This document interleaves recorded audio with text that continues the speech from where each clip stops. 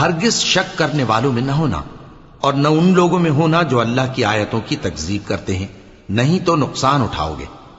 جن لوگوں کے بارے میں اللہ کا حکم عذاب قرار پا چکا ہے وہ ایمان نہیں لانے کے جب تک کہ عذاب علیم نہ دیکھ لیں، خواہ ان کے پاس ہر طرح کی نشانی آ جائے۔ سو کوئی بستی ایسی کیوں نہ ہوئی کہ ایمان لاتی تو اس کا ایمان اسے نفع دیتا۔ ہاں، یونس کی قوم کہ جب ایمان لائی تو ہم نے دنیا کی زندگی میں ان سے ذلت کا عذاب دور کر دیا اور ایک مدت تک فوائد دنیاوی سے ان کو بہرہ مند رکھا۔ اور اگر تمہارا پروردگار چاہتا تو جتنے لوگ زمین میں ہیں سب کے سب ایمان لے آتے۔ تو کیا تم لوگوں پر زبردستی کرنا چاہتے ہو کہ وہ مومن ہو جائیں؟ حالانکہ کسی شخص کو قدرت نہیں ہے کہ اللہ کے حکم کے بغیر ایمان لائے، اور جو لوگ بے عقل ہیں ان پر وہ کفر و ذلت کی نجاست ڈالتا ہے۔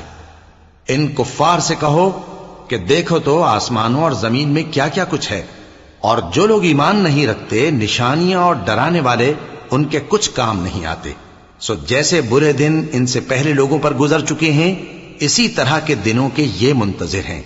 کہہ دو کہ تم بھی انتظار کرو، میں بھی تمہارے ساتھ انتظار کرتا ہوں۔ پھر ہم اپنے پیغمبروں کو اور مومنوں کو نجات دیتے رہے ہیں، اسی طرح ہمارا ذمہ ہے کہ مسلمانوں کو بھی نجات دیں۔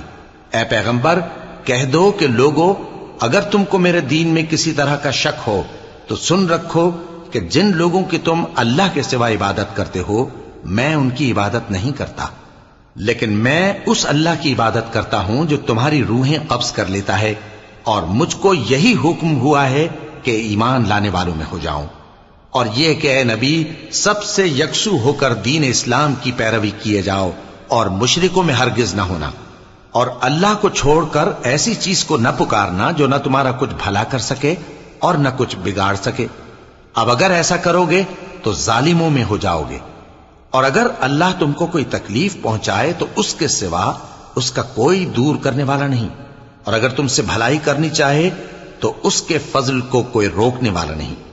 وہ اپنے بندوں میں سے جسے چاہتا ہے فائدہ پہنچاتا ہے، اور وہ بخشنے والا ہے، مہربان ہے۔